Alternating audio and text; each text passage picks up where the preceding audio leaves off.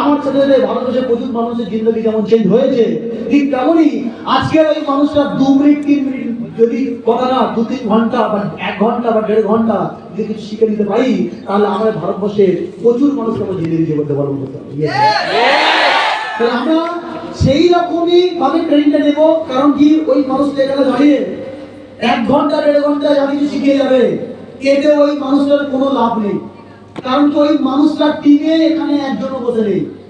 কিন্তু তারপরেও আমরা এমন একটা টিমে বিলং করি যে টিমটার নাম হলো ঘোষ ব্রাদার্স।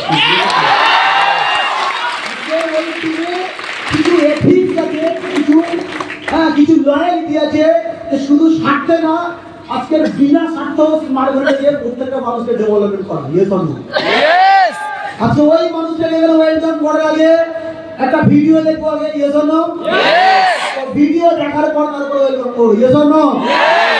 সবাই তো ভিডিওটা স্টার্ট করো।